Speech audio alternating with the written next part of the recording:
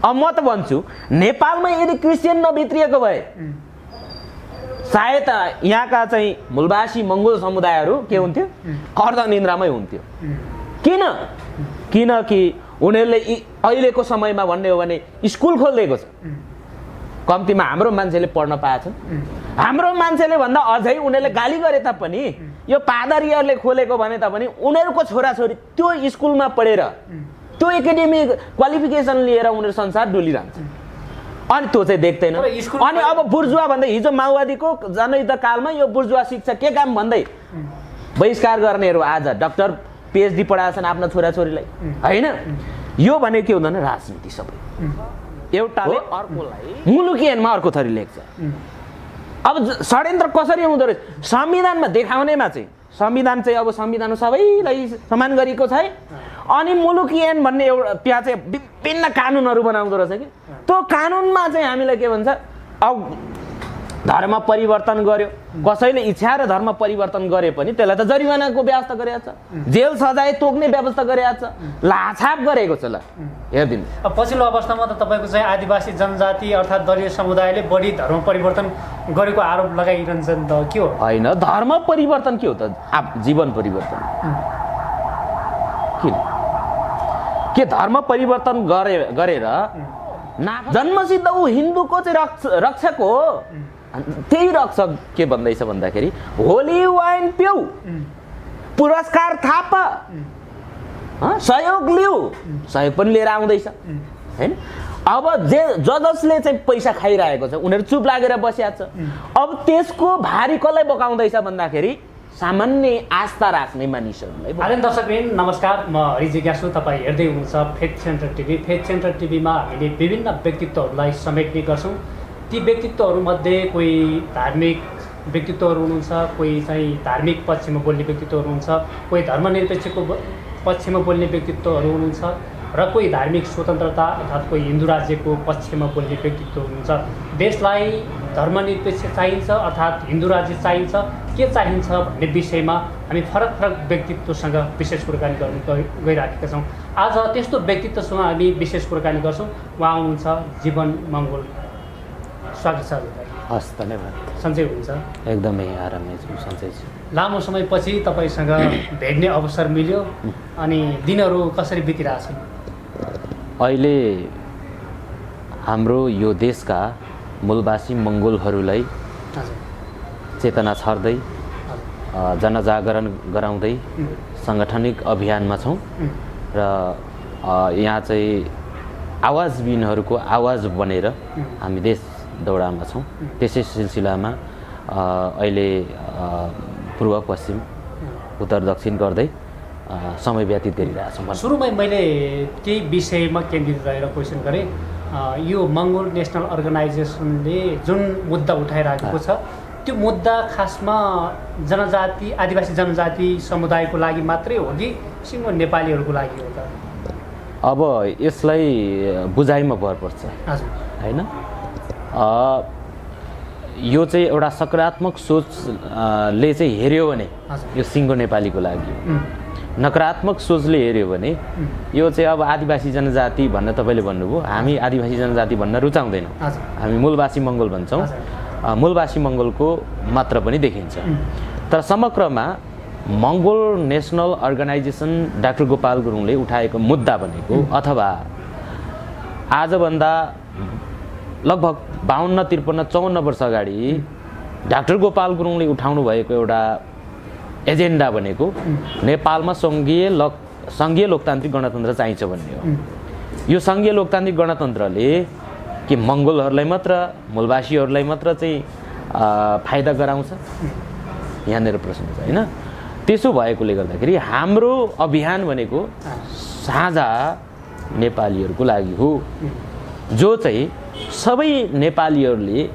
सम्मानपूर्वक बाँच्न पाउनुपर्छ कोही पनि जन्मिँदै ठुलो र सानो हुँदैन काहीँ पनि यहाँ चाहिँ अग्लो र होचो भन्ने कुरा कतले अग्लो होचो होला तर व्यावहारिक रूपमा नीतिगत रूपमा अग्लो होचो हुनु हुँदैन सबैले आफ्नो भाग पाउनुपर्छ भन्ने मान्यता नै मङ्गोल नेसनल अर्गनाइजेसनको सिद्धान्त तपाईँले आफ्नो समुदायको लागि भनेर निरन्तर लागिरहनु भएको छ, साङ्गठनिक रूपमा अगाडि बढिरहनु भएको छ, देशका धेरै क्षेत्रहरूमा तपाईँको साङ्गठनिक रूपमा विस्तार गरिरहनु भएको छ। तपाईँलाई सरकारले हेर्ने दृष्टिकोण कस्तो देखिरहनु भएको छ पछिल्लो अवस्थामा? मलाई चाहिँ कस्तो लाग्छ भने कुनै पनि परिवर्तन चाहने मान्छेहरूलाई के भनिँदो रहेछ भन्दाखेरि देशद्रोही भनिँदो रहेछ, साम्प्रदायिक गर्यो भनिँदो रहेछ, होइन? यो चाहिँ फटा हो। किनभने राज्यको कुनै पनि नीति नियमको विरुद्धमा बोल्नु भनेको पनि एउटा क्रान्ति हो, होइन? र कुनै पनि क्रान्तिकारीलाई चाहिँ एउटा सत्तामा बस्नेहरूले रुचाउँदैन। र अहिले हामी सरकारको नजरमा, होइन, र सत्ताधारीहरूको नजरमा हामी त के हो, एउटा साम्प्रदायिक हो। वास्तवमा भन्यो भने परिवर्तन गर्ने मानिसहरू प्राय जसो साम्प्रदायिक नै हुन्छन्। किनभने त्यहाँ साम्प्रदायिक नभइकन, समाज भाडुवा नभइकन परिवर्तन सम्भव छैन। किनभने उसले जारी गरेको नीति नियमलाई पालन गर्यो भने किन उसको नजरमा त प्यारो भइयो। हामी प्यारोको लागि होइन नि, हामी त कानुन बदल्नुपर्छ, सरकारको नीति बदल्नुपर्छ, राज्यको चाहिँ एकात्मक व्यवस्थालाई चाहिँ भत्काएर एउटा चाहिँ समान प्रभाव बाँच्न पाउने व्यवस्था निर्माण गर्नुपर्छ भन्ने पक्ष हामीले वकालत गर्दाखेरि त्यस्तो खालको आउँदा रहेछन्, होइन? साम्प्रदायिक गरो भन्दो रहेछन्, देशद्रोह गरे भन्दो रहेछन्, हो? त्यसो भएकोले मेरो दृष्टिमा चाहिँ के लाग्छ भने मलाई कुनै पनि विश्वमा त्यस्ता देशहरू बनेका छन् जति बेला आजभन्दा चाहिँ यो ब्रिटिस साम्राज्य जब ओझेल पर्यो त्यसपछि नयाँ राज्यहरू धेरै खडा भए।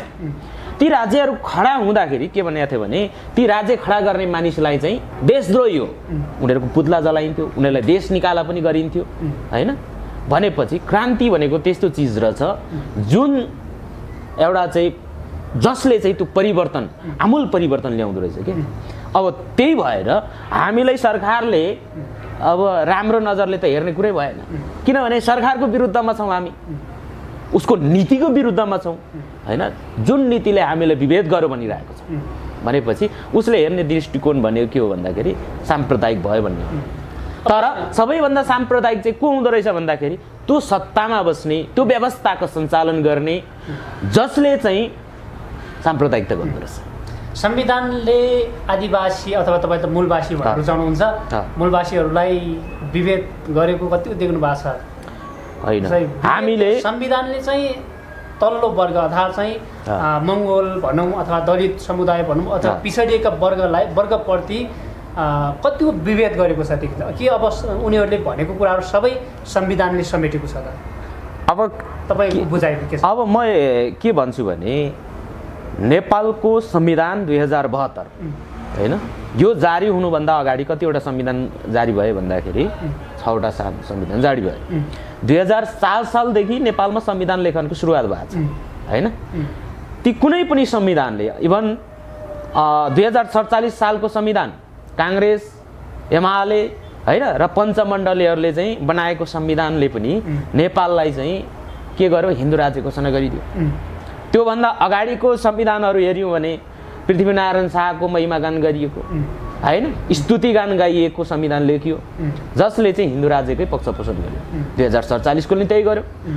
अन्तरिम संविधान 2063 को संविधान अलिकति उदार थियो, तर फेरि 2072 को संविधानले त्यो संविधानले पनि धुजा बनाइदियो। 2063 सालको संविधानले जुन व्यवस्थाहरू गरेको थियो त्यो व्यवस्थालाई खारेज गरेर त्योभन्दा पनि प्रतिगमनकारी संविधान, षड्यन्त्रकारी संविधान जारी गरेर 2072 को संविधान जसले चाहिँ हामीले विभेद गरेका छौँ। कसरी भन्नुहुन्छ भने जस्तो धर्मनिरपेक्ष बन्यो, धर्मनिरपेक्षको परिभाषा के लगाइयो? दुनियाँमै नभएको सनातनदेखि चल्दै आएको संस्कार र संस्कृतिको संरक्षण र सम्वर्धन गर्नु। के हो धर्मनिरपेक्षको परिभाषा? यस्तो हुन्छ। तर यिनीहरूले के गरेको छ भन्दाखेरि यसले पनि फेरि घुमाइ फिराइ यो हिन्दू संविधान बनाइदियो के। नम्बर 1 त्यहाँनिर छ। दोस्रो कुरो यही संविधान 2072 को संविधानले आर्य भनेर त उल्लेख गर्यो, खस पनि उल्लेख गर्यो, खस आर्य भनेर छुट्टै उल्लेख गरेको छ। संविधानको धारा 42 मा पनि खस आर्य उल्लेख छ।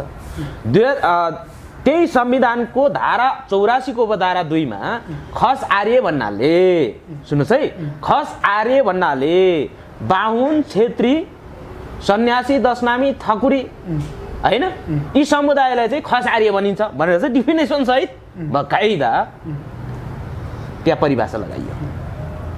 तर यहाँ हामी जो जन्मसिद्ध यहाँका मूलवासी हो, हामी यो देशको भूमिपुत्र हो, यो देशको मूलवासी हो, न कि हामी कहीँबाट आएको होइन। तर हामीलाई चाहिँ आदिवासी जनजाति भनेर भनियो।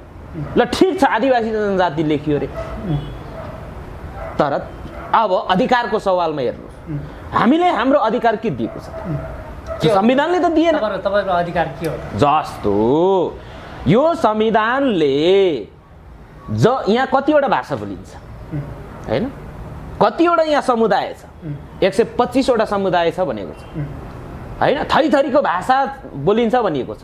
अनि थरी थरीको भाषा, बहुभाषिक देश छ हैन, बहुभाषा बोलिन्छ, बहुधार्मिक छ, बहुधर्म मानिन्छ भनेपछि अब हाम्रो भाषा बोल्दाखेरि हामीलाई अपराधीकरण गर्ने, अपराधी घोषणा गरिदिने। अब धर्म पनि हामीले चाहेको धर्म मान्नु खोज्दाखेरि पनि ए धर्म परिवर्तन अपराध गर्यो भन्छ हैन, अपराधीकरण गरेको छ। अनि हाम्रो भूमिसँगको अधिकारको सवालमा अन्तर्राष्ट्रिय रूपमा हेर्ने हो भने ILO 169 को कुरा आउँछ हैन, युनाइटेड नेसनले जारी गरेको UN ड्रिप हैन, मूलवासी विश्वका मूलवासीहरूको चाहिँ मानव के अरे चाहिँ अधिकार सम्बन्धीको घोषणा पत्रले जुन व्यवस्था गरेको छ त्यो व्यवस्था त लागू भएन भनेपछि घुमाइफिरे के छ भन्दाखेरि बाहिरबाट आएको मान्छे अथवा पछि आएकाहरूले चाहिँ शासन सत्ता कब्जा गरेर अनि हामीले चाहिँ अर्डर दिने, यो कुरा, यो व्यवस्था ठिक छैन। अर्को कुरा बहुभाषिक देश भनेर चाहिँ स्वीकार्ने, अनि बहुभाषिक देशमा अनि बहुभाषिक नीति खोइ त, अनि संविधानमा बहुभाषिक लेखिदिने अनि अधिकार चाहिँ नदिने, बहुधार्मिक भनिदिने, अधिकार चाहिँ वञ्चित गरिदिने। यता संविधानले एक थरी लेख्छ हो, मुलुकी ऐनमा अर्को थरी लेख्छ। अब षड्यन्त्र कसरी हुँदो रहेछ संविधानमा देखाउनेमा चाहिँ, संविधान चाहिँ अब संविधान सबैलाई समान गरेको छ है, अनि मुलुकी ऐन भन्ने एउटा त्यहाँ चाहिँ विभिन्न कानुनहरू बनाउँदो रहेछ कि त्यो कानुनमा चाहिँ हामीलाई के भन्छ, अब धर्म परिवर्तन गर्यो, कसैले इच्छा र धर्म परिवर्तन गरे पनि त्यसलाई त जरिवानाको व्यवस्था गरेको छ, जेल सजाय तोक्ने व्यवस्था गरेको छ, लाछाप गरेको छ। ल हेर्दिनु, अब पछिल्लो अवस्थामा त तपाईँको चाहिँ आदिवासी जनजाति अर्थात् दलित समुदायले बढी धर्म परिवर्तन गरेको आरोप लगाइरहन्छन् त, के हो? होइन, धर्म परिवर्तन के हो त? जीवन परिवर्तन। किन के धर्म परिवर्तन गरेर नाफा कसलाई भयो त, घाटा कसलाई भयो? अब यहाँनिर हेर्नुपर्छ, नाफा हाम्रो मूलवासीहरूलाई भयो, किनभने उनीहरूले धर्म परिवर्तन गरिसकेपछि उनीहरूमा नयाँ चेतनाको एउटा चाहिँ के भन्छ क्षितिज उग्रिएको छ। तर घाटा कसलाई भयो भन्दाखेरि अहिलेको बाहुन क्षेत्रीले घाटा भएको छ, किनभने उनीहरूको धर्म नमानिदिँदाखेरि उनीहरूको व्यवसाय सुक्ने भयो, उनीहरूको व्यापार सुक्ने भयो, उनीहरूको मन्दिर खाली हुने भयो। त्यसो भएकोले गर्दाखेरि उनीहरूले के भन्दैछन्, धर्म परिवर्तन भनेको चाहिँ अपराध। तर मेरो मान्यता छ, मेरो निजी मान्यता, धर्म परिवर्तन कसैले गर्छ उसको स्वेच्छाले गर्छ, उसले जानेर गर्छ भने हैन, त्यो उसको मूलभूत मानव अधिकार हो, उसले परिवर्तन गर्न पाउनुपर्छ। तर संविधान त दिएको छैन फेरि धर्म परिवर्तन गर्ने। संविधानको के कुरा गर्नुहुन्छ, संविधान नै विभेदकारी छ भन्दैछु त म। संविधान त हिन्दू संविधान बनाएको छ नि, किन धर्मनिरपेक्षको परिभाषा अघि तपाईँलाई बताइसकेँ मैले हैन, त्यो गर्नु नै के हो त, अघोषित हिन्दू राष्ट्र बनाउनु हो।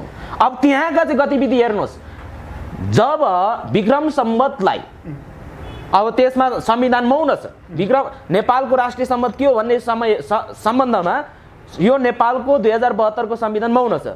किन भन्दाखेरि विवादास्पद छ, बुझ्नुभयो नि? किन विवादास्पद भयो भन्दाखेरि विक्रम सम्वत हिन्दुस्तानबाट ल्याएको, उज्जैनबाट ल्याएको, इम्पोर्टेड भयो क्यालेन्डर इम्पोर्टेड भयो। यहाँका हाम्रा एलेदोङहरू होइन 50, 80, 50, 81 अहिले चल्दैछ। त्यो एलेदोङ हाम्रो राष्ट्रिय सम्बन्ध नहुने, यहाँको बुद्ध सम्बन्ध होइन बुद्ध जन्मेको सम्बन्ध त्यो राष्ट्रिय नहुने, यहाँको नेपाल सम्बन्ध भनिएको त्यो राष्ट्रिय नहुने, अराष्ट्रिय भयो। अनि भारतबाट इम्पोर्टेड भयो किनभने त्यो हिन्दू राजा विक्रमादित्यको नामबाट यो आजको विक्रम सम्बन्ध चलिरहेको छ। त्यस आधारमा त्यो पनि हिन्दूकरण भयो होइन। त्यो आधारबाट के भने यहाँको जन्म कुण्डली बनाउँदैछन् अनि सबैलाई अहिन्दूहरूलाई पनि हिन्दू बनाइन्छ के जबरजस्ती, किनभने त्यो अनुसारको सिटिङ मिलाएको छन् ब्राह्मणहरूले। बुझ्नुभयो? तपाईँको संविधानले त विभेद गरेको छ नै, तर समुदायले पनि बुद्धिस्ट, मुस्लिम, क्रिस्चियन भनेर चाहिँ त्यहाँ पनि विभेद छ नि, समुदायले नै विभेद गर्छ त के भन्नु छ? अब यस्तो गुरु भइसकेपछि चेलाको खाँचो छैन, खाँचो हुँदैन। बुझ्नुभयो? आज विभेद त संसारमै छ। इभन संसारमा के अरे चाहिँ एउटा गरिब र धनी बिचको विभेद होला होइन। अर्को भनेको चाहिँ सबैभन्दा संसारमा जटिल विभेद मध्येमा एउटा कालो छाला र सेतो छाला बिचको विभेद हो। बुझ्नुभयो नि? अब कालो छाला, सेतो छाला अनि पहेँलो छाला, एसियामा बसोबास गर्नेहरू पहेँलो छाला पहेँलो रङका भए होइन, जस्तो मङ्गोलियन फेस भन्छ नि, मङ्गोल फेस भन्छ।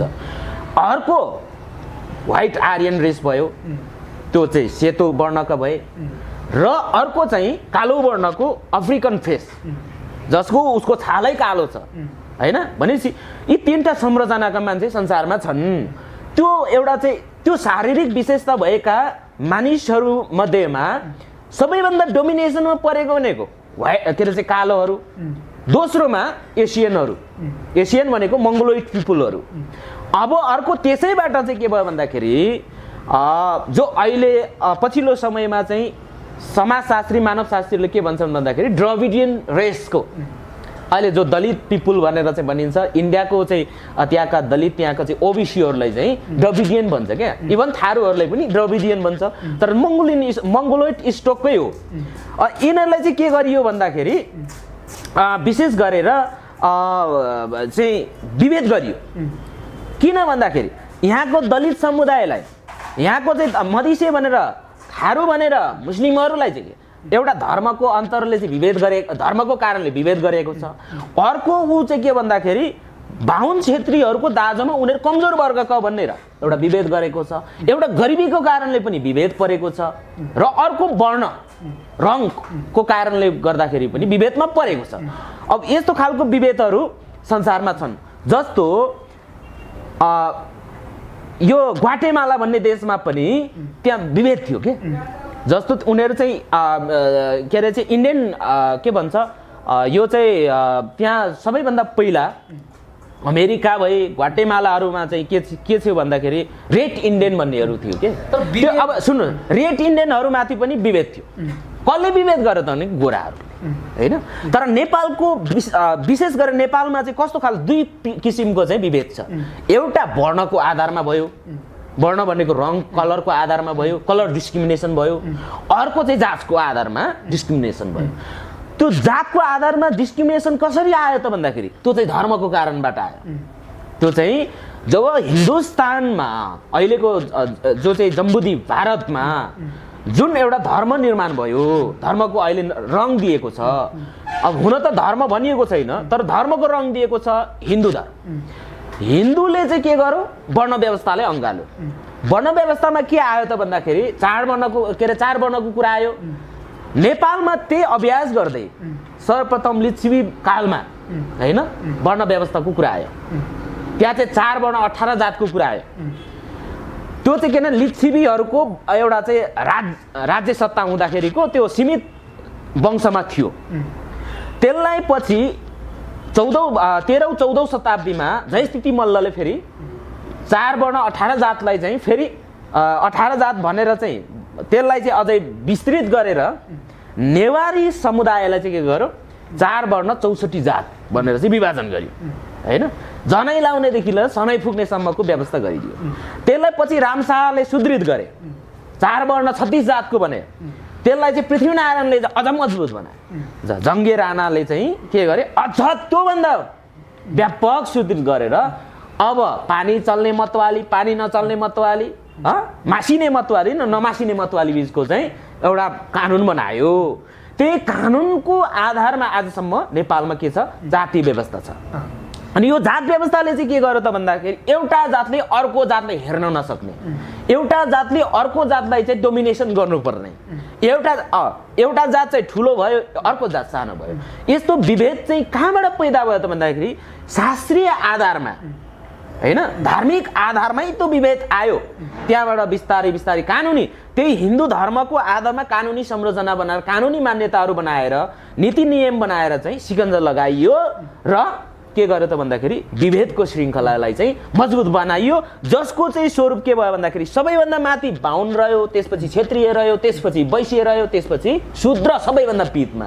अब पितको मान्छेले चाहिँ जहिले पनि यहाँ के गर्नु पर्यो विभेद खेप्नु पर्यो, जसलाई चाहिँ अहिलेको वर्तमान अवस्थामा विभिन्न चाहिँ लेखकहरूले हैन विश्लेषकहरूले समाजशास्त्रीहरूले मानवशास्त्रीहरूले धार्मिक शास्त्रीहरूले चाहिँ के भन्दैछन् यसलाई चाहिँ जात व्यवस्था।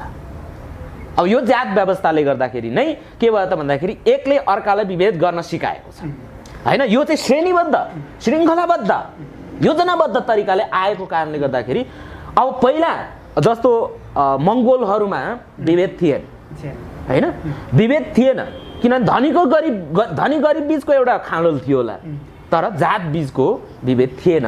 तर त्यो चाहिँ व्यवस्थित हुँदै कानुनी व्यवस्थाले गर्दाखेरि बाध्य पारेर पृथ्वीनारायण शाह रामशाहको पालादेखि पृथ्वीनारायण शाह त्यसपछि जङ्गेको पालामा झन् मजबुत गरेर चाहिँ यो चाहिँ एउटा श्रेणीबद्ध। अझै पनि हाम्रोमा त्यति छैन वास्तवमा भन्ने हो भने। जहाँ जहाँ चाहिँ जस्तो पश्चिम नेपालको तुलनामा पूर्वी नेपालमा त्यति धेरै छैन नि, तर पश्चिम नेपालमा अझ जकडिएको छ किनभने त्यहाँ त्यसको प्रभाव छ। यसरी चाहिँ जात व्यवस्था भएकोले गर्दाखेरि हाम्रो आम मानिसहरूले पनि एक र अर्का बिचमा चाहिँ यो जातीय एउटा विभेद छ। यसरी चाहिँ हामीले चाहिँ हेर्नुपर्ने हुन्छ। पछिल्लो अवस्थामा तपाईँको चाहिँ नेपालमा धेरै धार्मिक समुदाय छ, मुस्लिम छ, हिन्दू छ, क्रिस्चियन छ, धेरै धार्मिक व्यक्तित्वहरू बसोबास गर्नुहुन्छ। त्यसमा पनि विशेष गरी इसाई समुदायलाई बढी आरोप लगाइन्छ, यिनीहरू डलरेहरू हो, यिनीहरूले चाहिँ डलर बेचेर खान्छ अथवा चाहिँ यिनीहरू धर्म बेचेर खान्छ भन्ने खालको त्यस्तो खालको आरोप लगाइन्छ। तपाईँले त्यो कुराहरूलाई चाहिँ कसरी हेर्नुहुन्छ? होइन, आरोप लाग्नु त स्वाभाविक हो होइन। जो सक्रिय हुन्छ बढी, जो बढी चाहिँ तीव्र गतिमा फैलिन्छ, जसको विचार चाहिँ धेरै मान्छेले सुन्न थाल्छन्, त्यसपछि कसैको चाहिँ अब भाडा रेतिने भयो, कसैको चाहिँ व्यवसाय सुक्ने भयो, कसैको मन्दिरमा चाहिँ नछिर्ने भयो, त्यसपछि स्वाभाविक रूपमा यस्तो आरोप आउँछन्। तर म भन्छु नेपालमा 100मा 90% चर्चको अगुवाई गर्ने को छ? त्यही ब्राह्मण छ, जो त जन्मसिद्ध ऊ ब्राह्मण हो, जन्मसिद्ध ऊ हिन्दूको चाहिँ रक्षक हो। त्यही रक्षक के भन्दैछ भन्दाखेरि होली वाइन पिउ, पुरस्कार थाप, सहयोग लिऊ, सहयोग पनि लिएर आउँदैछ हैन।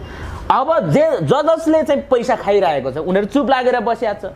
अब त्यसको भारी कसलाई बोकाउँदैछ भन्दाखेरि सामान्य आस्था राख्ने मानिसहरूलाई बोकाउँदैछ। बुझ्नु भएन? जस्तो नेपालमा हिन्दूको कुरा हुन्छ नि, हिन्दूले यहाँ हेर्नुहोस्, म ठाउँ ठाउँमा हिँड्छु, हरे राम हरे कृष्ण भन्दै ढोल झ्याम्टा बजाउँदै मादल बजाउँदै पुस्तक बेच्दै हिँड्छ, प्रचार गर्दै हिँड्छ। अनि शिवको नाममा के गर्छ? पुरै व्यापक सडकमा के गर्छ उसले चाहिँ अब फ्रीमा खाना बाँडिरहेको हुन्छ। अब उसलाई के भन्ने? उसले चाहिँ फ्री खुलेआम उसले चाहिँ के गर्दैछ? प्रचार गर्दैछ। कुन चाहिँ बुद्धिस्टलाई कुन चाहिँ इसाईलाई त्यस्तो व्यवस्था छ त? सबैले आफ्नो आस्था उपभोग गर्नुपर्छ, मान्नु पाउनुपर्छ, सबैले स्वतन्त्रपूर्वक बाँच्न पाउनुपर्छ। त्यो मान्यतामा हिन्दूहरू सहमत छन् त? छैन। खालि के त आक्रमण मात्र गरिरहन्छ। अब हामीले यस्तो अब सबैले न्याय हुनुपर्छ भनेर बोल्यो, ओ क्रिस्चियन बोल्यो भन्छ। अब मैले यही मिडियाबाट, तपाईँहरूकै मिडियाबाट भन्छु, मलाई बाहुनवादी साथीहरूले, अति हिन्दूवादी साथीहरूले हैन, अब मङ्गोलहरू सत्तामा आयो भने अब चाहिँ यहाँका बाहुन क्षेत्रीहरूलाई के अरे हिन्दूहरूलाई मुस्लिमहरूलाई बुद्धिस्टहरूलाई चाहिँ काट्छौँ भनेर चाहिँ भन्यो भनेर चाहिँ नक्कली फेक बनाएर पोस्ट गरिरहेछन्। हेर्नुहोस् त कति फुर्सदिला छन्, कति चाहिँ के अरे कहाँबाट उनीहरू परिचालित छ, उनीहरूले त्यस्तो काम गर्नको लागि कति पैसा पाएको छ। अब यस्तो काम गरिन्छ होइन, तर हाम्रो मान्छेले बित्थामा गाली खान्छ। अब म त भन्छु नेपालमा यदि क्रिस्चियन नभित्रिएको भए सायद यहाँका चाहिँ मूलवासी मङ्गोल समुदायहरू के हुन्थ्यो, अर्धनिन्द्रामै हुन्थ्यो। किनकि उनीहरूले अहिलेको समयमा भन्ने हो भने स्कुल खोलिदिएको छ, कम्तीमा हाम्रो मान्छेले पढ्न पाएछन्। हाम्रो मान्छेले भन्दा अझै उनीहरूले गाली गरे तापनि यो पादरीहरूले खोलेको भने तापनि उनीहरूको छोराछोरी त्यो स्कुलमा पढेर त्यो एकाडेमिक क्वालिफिकेसन लिएर उनीहरू संसार डुलिरहन्छ। अनि त्यो चाहिँ देख्दैन। अनि अब बुर्जुवा भन्दै हिजो माओवादीको जनयुद्ध कालमा यो बुर्जुवा शिक्षा के काम भन्दै बहिष्कार गर्नेहरू आज डाक्टर पिएचडी पढाएछन् आफ्ना छोराछोरीलाई होइन। यो भने के हुँदैन, राजनीति सबै एउटाले अर्कोलाई आक्षेप लगाउने, अर्कोलाई चाहिँ साम्प्रदायिक देख्ने, अर्कालाई चाहिँ माथि जानै नदिने, मै खाउँ ल मै लाउँ सुखशैलमा मोजमस्ती गरौँ भने जस्तो आफू मात्र गरौँ, आफू मात्र खाउँ, आफू मात्र माथि जाउँ, उन्नति प्रगति गरौँ भन्ने जो एउटा चाहिँ अतिवादी छन् ती अतिवादीहरूले ल्याएका कुरा मात्र हुन्। तर वास्तवमा भन्ने हो भने नेपालमा धेरैभन्दा धेरै डेभलपहरू सबै क्रिस्चियन मिसनरीहरू त्यही क्रिस्चियनहरू देशहरूले नै सहयोग गरेर गरेका छ। इभन यही प्रधानमन्त्री अहिले छ नि केपी ओलीले 1 करोड के अरे $1 लाख राशिको पुरस्कार थापेको होइनन् त, कसको त होली वाइन पिएर $1 लाख के अरे डलर राशि भनेको नेपालको चान्चुन 1 करोड भयो नि त। 1 करोड त उसले पाए, अब गाली कसले खायो? हामी जस्तो सोझा साधाले खायो, हाम्रा मान्छेहरूले खायो। तर यो भन्दैमा म फेरि के हुन्छ भन्दाखेरि जसले प्रलोभनमा पार्छ होइन, जसले जबरजस्ती गर्छ भने त्यो राम्रो होइन होइन, त्यो पक्षमा म छैन। तर स्वतन्त्र रूपमा आफ्नो धर्म प्रचार गर्ने, आफूले रुचाएको चाहिँ धर्म मान्न पाउनु पर्ने व्यवस्था हुनु जरुरी छ। तर जबरजस्ती कसैले हिन्दू बनाउन पाइँदैन, जबरजस्ती कसैलाई बुद्धिस्ट बनाउन पनि पाइँदैन, जबरजस्ती कसैले इसाई बनाउन पनि पाइँदैन। तर बाहुनहरूले चाहिँ जबरजस्ती हिन्दू बनाउन पाउने, अनि अरूले चाहिँ स्वविवेकले म अरू धर्म मान्छु भन्दाखेरि यत्रो रोइलो गर्नुपर्ने आवश्यकता छैन नि। पछिल्लो अवस्थामा इसाई समुदायले अथवा इसाई मिसनरीहरूले देशमा स्कुलहरू खोलेको कुराहरू, अस्पताल खोलेको कुराहरू तपाईँ आफैले भन्नुभयो। तर तिनीहरूलाई नै धर्म परिवर्तनको आरोप लगाएर देश निकाला गर्ने प्रचलन पनि पछिल्लो अवस्थामा सरकारले चलाएको छ। यो विषयमा के भन्नु तपाईँले? अब वास्तवमा भन्ने हो भने जति बेला पृथ्वीनारायण शाहको पाला भन्दा अगाडि नै भनौँ न इसाईहरू नेपालमा थिए। पृथ्वीनारायण शाहले पछि अब के कुरा मिलेन त्यतिखेर निकालिदियो हो, बाहिर उसलाई चाहिँ अब देश निकाला गरिदियो इसाईहरूलाई। सबैभन्दा नेपालको यो खाल्डोमा सबैभन्दा बेसी के अरे सबैभन्दा पहिलो क्रिस्चियन बन्ने भनेको नेवारी समुदाय होइन। त्यतिखेर उनीहरूलाई चाहिँ सर्वस्व हरण गरिदियो। अनि अहिले आएर पनि पञ्चायत कालसम्मको कुरा हेर्ने हो भने सबैले हिन्दू लेख्नु पर्ने, बुझ्नुभयो? हिन्दू लेखेन भने त उसलाई त ऊ अराष्ट्रिय तत्त्व, धर्मनिरपेक्षको वकालत गर्ने पनि अराष्ट्रिय तत्त्व, संहिताको माग गर्ने पनि अराष्ट्रिय तत्त्व होइन, अब अधिकारको माग गर्ने पनि अराष्ट्रिय अत भनेपछि सक्यो। उसलाई कि जेल कि जङ्गे जेलमा होइन कि जङ्गे रेलमा पठाइदिनु, देश निकाला गरे नि। पहिला बुद्धिस्टहरूलाई चन्द्र शमशेरको पालामा 8 जना बुद्धिस्टहरूलाई चाहिँ ठुल्ठुलो चाहिँ भिक्षुहरूलाई चाहिँ देश निकाला गरिदियो। त्यति बेला के अरे चाहिँ चन्द्र शमशेरले चाहिँ लखेटेर श्रीलङ्का पुर्याइदियो। इभन नेपालको चाहिँ दिग्गज व्यक्ति बेकु अमृतानन्दलाई जो चाहिँ वर्ल्ड बुद्धिस्ट फेलोशिपको चाहिँ भाइस प्रेसिडेन्ट पनि थिए, उनलाई अब देशै निकालेर भोजपुरबाट चाहिँ भोजपुर जेलमा 1 महिना बिताए।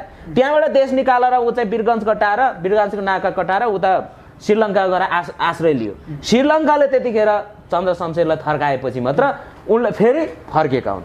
अब 104 वर्ष राणाहरूले त बुद्धिस्टलाई धिम्की नै दिएन, प्रचारै गरेन। इभन बर्माको युथान तत्कालीन महासचिव हुँदाखेरि नेपालमा आँसु चुहायो लुम्बिनीमा देखेर, लुम्बिनी हेरेर। किन भन्दाखेरि बुद्ध जन्मेको देश भनेर आस्था राखेको, तर बुद्ध जन्मेको देशको हालत खराब देखेर, होइन? यस कारणले गर्दाखेरि यहाँका बुद्धिस्टहरूले पटक पटक के छ, अन्याय सहेका छन्। तपाईँलाई म बताइदिउँ, सुर्खेतको काँक्रे बिहारमा 2071 सालमा बुद्ध पूर्णिमाकै दिन के गर्थ्यो, बुद्ध जयन्तीको दिन मूर्ति भत्काइदियो। मूर्ति भत्काएर अहिले त्यो मूर्ति, बुद्धको मूर्ति स्ट्याचु जिल्ला प्रशासन कार्यालय सुर्खेतको रुखमा चाहिँ फलमको चाहिँ जन्जिरले बाँधेर राखेको छ। यो के गरेको, सुरक्षा दिएको। अब हेर्नुहोस्, योभन्दा 1 वर्ष अगाडि रूपन्देही जिल्लामा भनौँ न, त्यहाँ चाहिँ बुद्धको मूर्ति फुटाल्यो। अब त्यो बुद्धको मूर्ति फुटाउनेको पत्तो छैन। सरकारले चासोै गर्दै बुद्धको मुकुटहरू चोरेर चाहिँ श्रीलङ्कातिर बेचिदिन्छ, अमेरिकातिर बेचिदिन्छ। अब यस्तो देश छ नेपाल।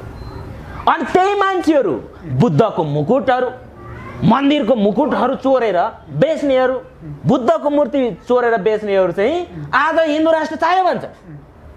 मेरो चुनौती छ, नेपाल हिन्दू राष्ट्र भन्दा पनि बुद्धिस्ट राष्ट्र बनाउनु पर्छ। ल, बुद्धिस्ट राष्ट्र बनाउन दम छ? कसैको छैन। किनभने बुद्ध त नेपालको एउटा चाहिँ यो धरतीको, यो नेपालको एउटा चाहिँ पहिचान, एउटा आइडेन्टिटी हो, नेपालको एउटा शान हो, नेपालको एउटा विभूति हो। त्यो विभूतिलाई चाहिँ अपमान गर्ने अनि धार्मिक सहिष्णुताको कुरा गर्ने, बुद्धिस्टहरूले बुद्धिस्ट अँगाल्न नपाउने अनि बुद्धलाई अपमान गर्ने। बुद्धलाई के भन्यो भने बुद्ध विष्णुको अवतार पनि होइन, बुद्धको आफ्नै फिलोसफी छ, अनि बुद्धको आफ्नै मूल्य मान्यता छ, बुद्धको आफ्नै सिद्धान्त छ, अनि उसलाई हेला गर्ने अनि चाहिँ धार्मिक सहिष्णुताको नारा लगाउने। लाज लाग्दैन? अर्को कुरा, यो देशमा प्रकृति पूजा गर्छन्। जति बेला न कुनै पनि धर्मको स्थापना भएको थिए, चाहे इस्लाम होस्, चाहे मुस्लिम के अरे चाहिँ इसाई होस्, चाहे बुद्धिस्ट होस्, चाहे हिन्दू होस्, त्योभन्दा अगाडि सबै के थिए, प्रकृति पूजा गर्थे मानिसहरू, प्रकृतिलाई मान्थे। ती प्रकृति मान्नेहरू पनि धर्मविहीन बर्बर भनेर चाहिँ यिनीहरूले गाली गरेका छ। त्यही हिन्दू धर्मशास्त्रहरूको आधारमा के गरेका छ, किराँतहरूले गाली गरेका छ। तिमी किराँतीहरू के हो, बर्बर हौ, जङ्गली हो, तिम्रो धर्म पनि नभएको, सभ्यता पनि नभएको भनेर चाहिँ भनेको छ नि। भनेपछि उनीहरूले पनि त विभेद छ। अब अन्य त्यस्तै यहाँ धेरै थरीका चाहिँ चाडपर्वहरू छन्, संस्कार संस्कृति सभ्यता छन्। ती सभ्यताको कुनै मूल्य मान्यता छैन। यहाँ मुन्धुम, यहाँ बुद्धिस्ट, मुस्लिम, क्रिस्चियन अथवा एबिसी कुनै पनि धर्म मान्ने समुदायहरू बसोबास गर्छन्। ती समुदायहरूले आज पनि राज्यले ज्यादती गरेको छ। अब धार्मिक सद्भाव कायम गर्नको लागि के गर्नु पर्ला त तपाईँको विचार? अब संविधानमा जे बनिएको छ, नेपाल बहुधार्मिक घोषणा भएको छ, सबैले मान्न पाउने अधिकार छ। त्यो अधिकार हैन, मौलिक अधिकारलाई चाहिँ प्रयोग गर्न पाउनु पर्यो। यो देशमा सबैले स्वतन्त्रपूर्वक, सम्मानपूर्वक आफ्नो धर्म मान्न पाउनु पर्यो, आफूले चाहेको खान पाउनु पर्यो, आफूले चाहेको लाउनु पाउनु पर्यो। ढाका टोपी र दौरा सुरुवाल मात्र राष्ट्रिय हुने, अरू अराष्ट्रिय हुने भन्ने भएन। यो बक्खुको पनि त पहिचान हुनु पर्यो। वास्तवमा भन्यो भने यो दौरा सुरुवाल भन्दा पनि यो बक्खु, यहाँका चाहिँ फरिया चोलाहरू छ नि, हो तिनीहरू चाहिँ असली रूपमा भन्यो भने यहाँको यो देशको के हो, पहिचान हो, यो देशको आइडेन्टिटी हो, इन्टिटी हो, अस्तित्व हो, जसले चाहिँ हाम्रो मौलिकतालाई झल्काउँछ।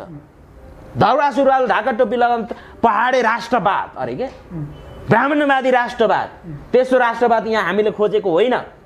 त्यो राष्ट्रवादको अन्त्य हुनुपर्छ, जसले हामीलाई दमन गर्यो, जसले हामीलाई शोषण गर्यो, जसले चाहिँ हामीलाई चाहिँ के गर्यो, हाम्रो आवाजहरूलाई चाहिँ छोपिदियो, जसले हाम्रो धर्महरूलाई चाहिँ ओझेल बनायो, उसको धर्म मान्न लगायो।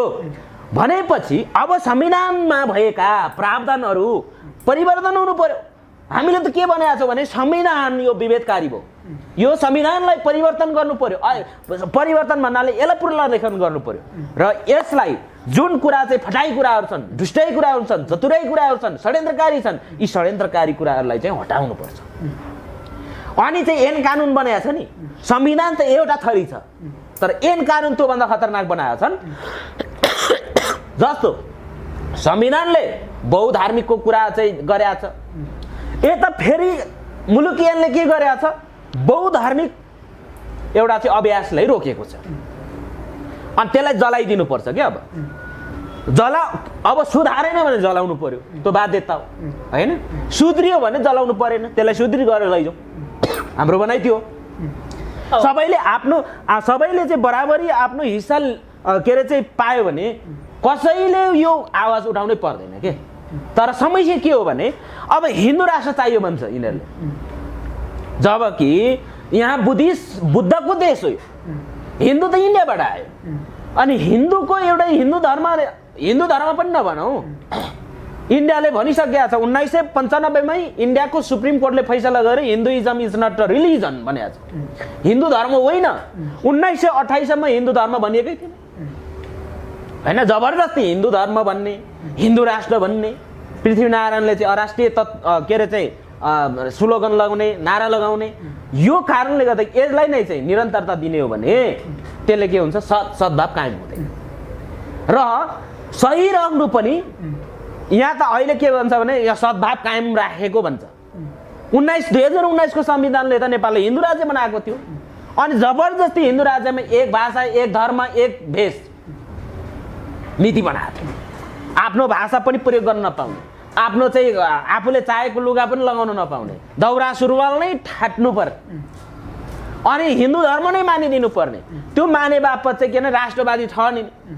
अहिले पनि त्यही चाहिँ एउटा त्यही पेरिफेरीमा, त्यही परिवेशमा राज्यले लगिरहेछ अहिलेको केपी ओलीले होइन। यस्ता खालको अराष्ट्रिय तत्त्वहरूलाई चाहिँ समाप्त पारिसकेपछि मात्र समुन्नत अनि चाहिँ स्वाभिमानले जिउन पाइन्छ। नत्र भने यिनीहरूले के गर्छ, एकात्मक शासन लाउने। अब अहिले केपी ओलीले संसद विघटन गर्थे, संसद विघटन एकात्मक प्रणाली लागू गरेका छन्। उसको नियत पनि के हो त भने नेपालमा धर्मनिरपेक्ष लागू नभएकै राम्रो भन्ने उसको सोच हो, किनभने ऊ विगतको देखिएकै हो। कतिपय व्यक्तिहरू अहिले चाहिँ धर्मको नाममा राजनीति गर्ने पनि गरिरहेको देखिन्छ। धर्मको नाममा त अब अँगालेर राजनीति गर्ने, हामी हिन्दू राज्य चाहिन्छ, हिन्दू राज्य चाहन्छु भनेर नाराबाजी गर्दै हिँडिरहेको छन्। त अब कमल थापा छ जसले यहाँ भ्रष्टाचार गरेको छ। कमल थापाले भ्रष्टाचार गरेको भने त उसको त पुस्तकमै निस्किएको छ, पत्र पत्रिकामा निस्किएको हामीले पढेको हो। अनि त्यही भ्रष्टाचारीहरू जसले देशद्रोहन गरेको छ। अनि के को धर्मको कुरा गर्नु, धर्मको कुरा गर्ने, कर्मको कुरा गर्ने मान्छेले भ्रष्टाचार गर्छ, देशलाई खोक्रो बनाउँछ, अनि मूर्ति चोरेर बेच्ने, अनि हिन्दू राष्ट्र माग्ने, जहाँ कि यहाँको कुनै पनि देवी भगवानहरूको मूर्तिको रक्षा समेत। तर समग्रमा म के भन्न चाहन्छु भने हामीले सत्य सही कर्म गर्नु नै के हो, धर्म हो। सबैको भलाइमा, सबैको हितार्थमा, एउटा कल्याणमा काम गर्नु, सबैको कल्याण गर्नु, सबैको मानव हित गर्नु, मानव रक्षा गर्नु, सबैलाई चाहिँ कोही पनि ठुलो सानो नहुनु, सबै समान हुन् भन्ने सिद्धान्त मान्नु नै के हो, धर्म जस्तो मलाई लाग्छ कि। तर अरू सबै के हो त भन्दाखेरि यो ढोङ्गी, यो चरित्रहीन र पागलपन। अब अन्तिममा थोरै तपाईँले धर्मनिरपेक्ष र हिन्दू राज्यको विषयमा थोरै भनिदिनुहोस् तपाईँको धारणा, अनि त्यसपछि अन्त्य गर्नु।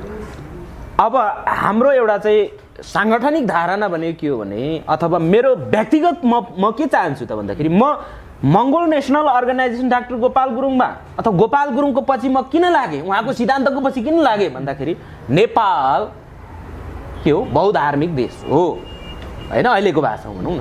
अथवा यहाँ धेरैवटा धर्महरू मान्छन्, यहाँ हिन्दू मात्र छैनन्, यहाँ अहिन्दू पनि छन्। त्यसो भएकोले धर्मनिरपेक्ष चाहिन्छ। धर्मनिरपेक्ष भइसकेपछि राज्यले एउटा धर्मलाई काखी च्याप्ने, एउटालाई काखा अर्कोलाई पाखा गर्नु हुँदैन। समानलाई बराबरी हिस्सा, सबैलाई चाहिँ समान व्यवहार गर्नु पर्यो। राज्य सत्ताको माथि बस्ने र केन्द्रीय सत्तामा बसेर हिन्दू धर्मको अभ्यास गर्न भएन, सबैको अभ्यास गर्नु पर्यो। हाम्रा पनि रीतिरिवाज धर्म कर्म छन्, त्यो अनुसार हाम्रो पनि चाडपर्वहरूमा टुटीखेलमा तोप पड्किनु पर्यो। हिन्दू धर्मको दसैँमा मात्र किन तोप पड्काउने? अब यहाँ चाहिँ लोसारमा तोप पड्काउनु परेन, यहाँको दलैमा तोप पड्काउनु परेन, राज्यले सलामी दिनु परेन हो, यो हुनुपर्छ। तर हिन्दू राष्ट्रले के गर्यो हिजो? हिन्दू राष्ट्रले जबरजस्ती सुगा रटाई हिन्दू बन्न लगायो। हिन्दू हुनको लागि के आचरण गर्नु पर्यो? हिन्दू हुनको लागि त जनै लाउनु पर्यो, टुप्पी पाल्नु पर्यो, यज्ञ पवित्र धारण भन्दो रहेछ त्यसलाई क्यारे, होइन? त्यो धारण गरिसकेपछि मात्र ऊ असल हिन्दू हुँदो रहेछ। तर हामी कोही जनै नै लाउँदैन भने, कुनै आचरण त्यो आचरण गर्दैन भने, हाम्रो चाहिँ कुनै पनि देवी देवता, हाम्रा कुनै पनि चाहिँ मूल्य मान्यतामा, हाम्रो मुन्दुमहरूमा जसको कुनै अभ्यास गरिँदैन भने हामीले जबरजस्ती मैले हिन्दू भनेर लेख्नु पर्ने? त्यो हुन्छ? हामी अहिन्दू भन्न नपाउने? त्यसो भएकोले गर्दाखेरि हाम्रो भनाइ भने के हो? नेपाल धर्मनिरपेक्ष हो। धर्मनिरपेक्ष भइसकेपछि राज्यको धर्म हुँदैन, व्यक्तिको धर्म हुन्छ। यो कुरा विश्व मूल्य मान्यता अनुसार यो चलिआएको एउटा चाहिँ सैद्धान्तिक, एउटा चाहिँ धर्मनिरपेक्षको सैद्धान्तिक मर्म नै यही हो। त्यसो भएकोले गर्दाखेरि धर्मनिरपेक्ष भन्ने अनि यता फटाई कुरा लेख्ने, जसै पनि घुमाइ फिरे वर्तमानमा चल्दै आएको हिन्दू धर्म अर्थात् सनातन भन्न पाइँदैन। यस्तो कुराले चाहिँ के गर्छ? राज्यमा द्वन्द्व निम्त्याउँछ, होइन? हस्, धन्यवाद तपाईँलाई समय दिनुभयो। यहाँहरूलाई पनि धेरै धेरै धन्यवाद, यहाँहरूको मिडियालाई पनि धेरै धेरै धन्यवाद, मेरो आफ्नो चाहिँ केही कुरा राख्न दिनुभयो, धन्यवाद। हस्, धन्यवाद। आदरणीय दर्शकबिन, उहाँ हुनुहुन्थ्यो जीवन मङ्गोल नेसनल अर्गनाइजेसनको केन्द्रीय सदस्य। हामीले उहाँसँग विशेष कुराकानी गऱ्यौँ। जो उहाँले भन्नुभयो धर्मनिरपेक्ष देशलाई आवश्यक छ र सबै धर्म, सबै भाषा र सबै संस्कृतिलाई माया गर्ने व्यक्तित्वहरूको देशमा खाँचो छ भन्ने खालको कुरालाई चाहिँ प्राथमिकता दिनुभयो। यस्तै विभिन्न किसिमका भिडियोहरू हामी तपाईँहरू समक्ष पस्किने गर्छौँ। हामीलाई पछ्याइरहनु होला। नमस्ते।